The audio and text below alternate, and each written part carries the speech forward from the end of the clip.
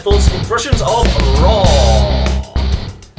Yeah, fun start to the show. Ambrose appears, and that instantly makes me happy. Cena appears, instantly makes people not so happy. But not too bad. Quite a short little exchange between these two, and it's basically Ambrose saying, "Ha, yeah, we've got a similar goal, but still, get out my ring, because I will punch you, and then probably stab you, and have sex with your eye socket." I don't know. You never know what he's going to do. He's kind of deranged, but in a good way. The Authority appear, and Triple H is going to do some big monologue and explain the situation. And Cena's like, nah. And they both just charge after Seth, get interrupted by Corporate Kane and Randy. Seth starts running away, and then it's just a chase. Who can get to the Fox first? And the Fox is a blonde-streaked Seth Rollins, as both Ambrose and Cena are chasing him, and Triple H and Stephanie's looking hot.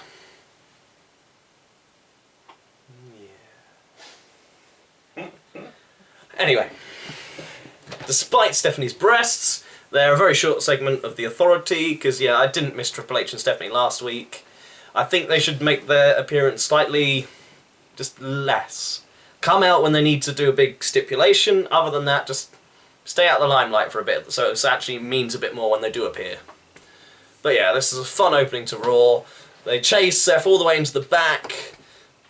Ambrose just can't help but run over anything that's in his way and leap off of it, like he did at Night of Champions, where he just leaped onto Jamie Noble and all his buddies who are trying to restrain him. And then Seth runs, shoves some poor... Why is there somebody with luggage in the back? Surely the WWE have this whole place rented out for themselves. Why is this guy look like he's about to go on holiday? Anyway, Seth Rollins just shoves him out the way, because it's very important for a man standing at the boot of the car to be pushed out the way so Seth can go into the driver's seat. As he does, Dean Ambrose dives into the boot of the car, and the car drives away. Ambrose holds on tight to some luggage, which then falls very painfully out of the car, and Dean Ambrose takes his anger out on the luggage, meets up with Cena, and they both look angry. But yeah, fun start to Raw. Let's hope this carries on. And we get Ziggler win back the Intercontinental title. I'm really loving Miz and Ziggler's feud. It's going well. And Sandow is the standout star of this feud. He has just been given the worst gimmick, and he is just playing it so well. This is like back when Daniel Bryan and Kane were like, we're just going to chuck you together as a tag team, and they literally turned it into main event status with their tag team. And Sandow is just really getting into this character now after a very turbulent few months. But yeah, they work so well together, Miz and Sandow. And Ziggler, of course, phenomenal worker. And Miz is working. These two just gel well. They're good together. I really enjoy this. Before that match, we had the Authority, Kane and good old Orton were like, we don't want to fight Cena and Ambrose later on. It's like, well, you're gonna, because Seth he left, he drove away. Surely he should have some pay deducted for that. It's just left. And he needed the luggage. Exactly. Well, he stole a car.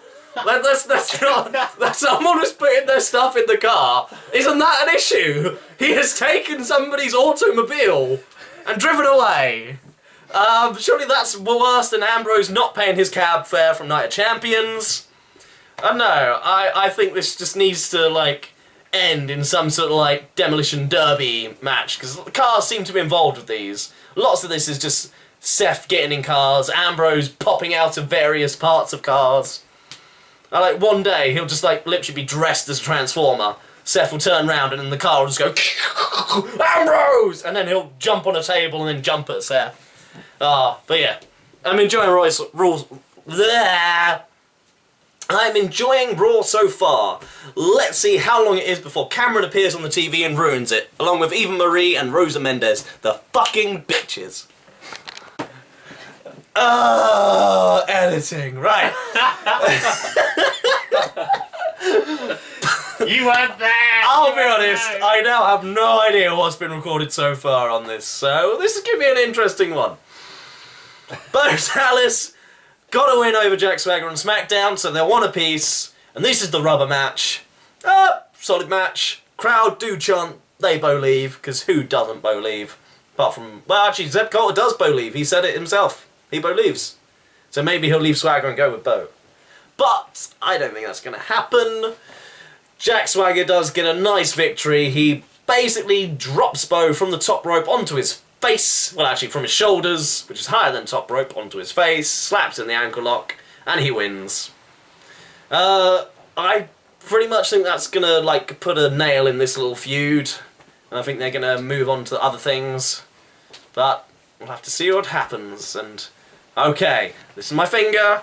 Let's, press that button. Yes, and I'm recording at the right time. Well done, me. Okay, we have a Divas match. Summer Rae and Layla. Oh, Natty comes out. Rosa Mendes. Thank God it is just Summer Rae versus Natty. This is a short, literally 2-minute match, but Natty gets her stuff in and just beats up Summer Rae. Summer Rae gets a little bit of offense, so this is passable. Nothing looked terrible. Layla gets her leg yanked out of her and her face smashes into the apron. She is a good bumper. And Rosa Mendes didn't have to do any wrestling. That is the safest option. Just keep her out of the ring. That is what we need to do. Either that or just... She could be put... Well, how about she gets in a car and drives away? She can push someone out the way first and steal the car. That's fine. Apparently stealing's good. Stealing's fine. And Rosa Mendes, just go away. Go join Alberto Del Rio. You're going to have a storyline where you were going to join Alberto. Go do that. Go join Alberto right now. In AAA. In like a breakdown service wrestling company in Mexico. I think I'm getting a bit sidetracked here. Regardless, this is an alright match. But it's based on Total Divas, which is recorded from 3 months ago. So this issue that happened 3 months ago is only now getting brought to light. I still see issue with that being used for storylines. It doesn't quite work. They're like, just, nah, let's not talk about this issue until 3 months. Now we get angry about it. That's what we need. Total Divas need their recognition on the show. That's what this was. Kane versus Dean Ambrose. It's a match we've seen a fair few times now, but it's good seeing Ambrose back in the ring. I have missed him and the World of Sport clothesline. Phenomenal. I use that word a lot. Phenomenal. Anyway, of course, Seth Rollins appears back. He's returned the car, so hopefully he won't get charged with Grand Theft Auto. Attacks Dean Ambrose, gets the better of him. And then he goes to leave, but then he comes back. But this time Ambrose has recovered, has a chair, and he's like, yeah, now I'm not going to deal with this. Apparently John Cena's not watching the monitors in the back, because and is probably apparently too far away to hear, like, the really loud theme musics and stuff. But, you know, because, you know, he was really angry at the beginning of the show, but now he's got to focus for Randy Orton. You've wrestled a few times. You should probably sort of know what you're going to do against him. But you know who really should have this match against Orton? Christian! Christian deserves one more match! One more match! One more! Please. And Stephanie McMahon makes the most logical decision of all time. And they're about to throw Ambrose out the building, and Stephanie's like, no! Throw him in that room, lock the door. Has anyone who has ever been thrown out the building not just come straight back in somehow? Let's come back in. It's genius. Genius. Well done, Stephanie. And your boobs are fantastic. Well done. Okay, we get the Usos with Sheamus versus Stardust and Cesaro, and these are just 6 really, really good workers that just put on a damn good match. It gets both these 2 feuds to carry on, and I'm just happy with that. It's like, go watch this match, it was really good. Then afterwards, we get Seth, who's come up to Randy while he's playing with his stretchy things. And he's like, oh, I'm really sorry. Let me show you appreciation. I've got a gift for you. And me and Kane are personally going to sit at the side, make sure nothing goes wrong. And like Randy's like, I do like surprises. What can I say? It's the premiere. What the fuck lines do you get given, you twat? Like, try and improvise a bit more, will ya? Like, you don't have... You're like one of the top stars. Out of all the people here, you're probably allowed to improv a bit. Just when you put effort in, you are really good. When you don't, you are shit. Like, last night against Jericho, you had a really, I'm gonna say that word again, phenomenal match. That was really good against Jericho. When you're on top form, Randy, you're good, but when you like phoning it in, you're just, I'm just gonna talk in a monotone voice, and I'm just gonna say each word very precisely and slowly, and this will be your end of days. Rusev, Mark Henry. Mark Henry is a sad panda and is upset because he let down America because he lost a match because he's never done that before. And apparently this wasn't him like gonna hang up his boots and do a heel turn on John Cena and become relevant. Rusev comes out, beats him up and makes him pass out with the accolade. Pretty much it. So I'm hoping this is over now, like I said last night, but since Sheamus is tied up, I can't see anyone else really for him to feud with, so I think it's probably going to carry on. Eesh. Maybe the Big Show will get involved and like do this whole, I'm going to inspire Mark Henry, or maybe get in the ring himself. That would be an interesting test, Rusev versus Big Show. See if Rusev can look legit against like that monster, who's known best for like comedy and wearing a diaper at WrestleMania. Look legit against him, yeah. And then we get Ambrose and the Bunny versus Slater and Gator, also known as Titus, because Gator and Titus rhyme well. Would you be shocked if I told you Heath Slater and Titus O'Neil lost? Not really. But yeah, the Bunny doesn't get the win, Adam Rose does, but the Bunny does hit one hell of a kick. A nice sort of back-spinning roundhouse kick? I don't know, it's a good kick regardless. Yeah, there's a match that happened. Adam Rose won. The Bunny beat people up. I don't know if it's gonna be some big reveal of the Bunny, or it's just gonna be a bit of comedy for a little while until the crowd get bored. It is what Heath Slater does best, and Titus is quite a funny guy when they give him the right role. Didn't quite like him vomiting on Zep Coulter's head Thanksgiving, but he has done actually some funny things before then. But let's see what we get. We have the Bellas. Nikki comes out and is like, people are making excuses, though no one has. And she blames it on Brie's brief promo at Night of Champions. That's why she didn't win. Not the fact that, like, AJ fucked her up and chucked her out of the ring onto her back. It was a hell of a bump to take. Well done. And Nikki did actually do really well in that match.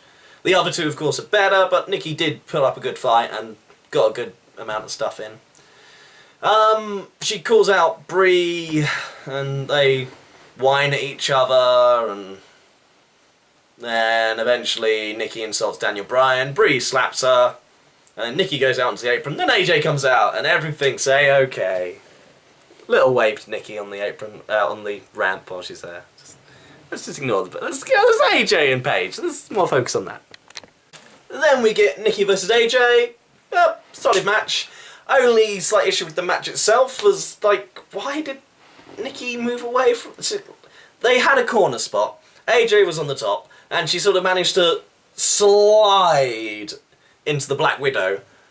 But it's very, very near the ropes, so Nikki kind of walks away from the ropes. Maybe you should have made it look a bit more like AJ was kicking the leg to rotate her. But, yeah, apart from that, good match. Nikki's much improved in the ring from like where she was a year ago. And I loved Paige on commentary. She was so good. She was just very, very... Literally, it's like she's just broken up with AJ. And it's really short, sharp replies. She even gets, like, AJ thrown at her at one point, and JBL, being the gentleman he is, just like sits there with his grumpy face on, and then carries on insulting her. Yeah, I like this. I love AJ and Paige, if that is not obvious. And I'd really like to love AJ and Paige. If you're free, please give me a call, because that's going to happen. Make sure you put your number on. Okay. Yeah. My number, my bank card, so I'll pay for your flights as well, so you can just do that. As long as you don't tell Ricky Knight and Sweet Soraya, because they are actually terrifying people and may kill me. Just don't do that. Our main event, a brand fresh matchup we've not seen in a long time. John Cena versus Randy Orton. Yeah, they do their match. It's not a bad match, but it's a match we've seen a couple of times. A lot of times. Many times. A lot of those championships were Randy Orton that John Cena's won. A lot of those championships he lost were Randy Orton. I do wonder how many championships it would be if you took away all the Randy Orton wins and losses. Anyway. As you expect, like, Seth and Kane are just watching from the side, and when Cena's about to win, they attack. Beating him down, get him to the outside, and they go for the surprise. This box that's been there for this whole match, sitting there.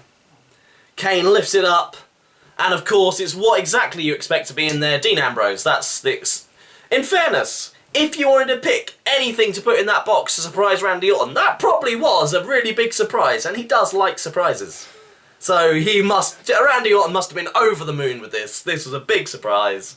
And yeah, Ambrose just attacked anything that, by God, moved, in the words of JR. Like, finds some objects to climb so he can leap off and just, not any form of attack, just leap in a direction of things and take them all down onto the ground. Of course, Seth gets out of there, but both Ambrose and Cena get to hit a finisher on Kane and Orton, and they're both standing strong in the ring while Seth is on the ramp, cowering.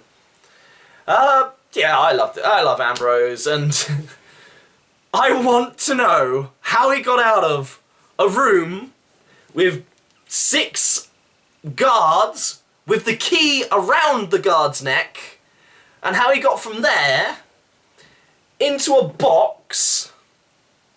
Now, it wasn't like it was a crate he could have been in and wheeled out in. It was literally a box that has one open side that you just put over something. It was more of a cover than it was a box. So how he got from this locked room into this cover of a box with matting all around it, I believe Ambrose's new gimmick is he is also a magician. I want that to happen. I want someone to clothesline Ambrose and it just turns into cloth and then, like, appears from out the ring and it's like, ah ha ha!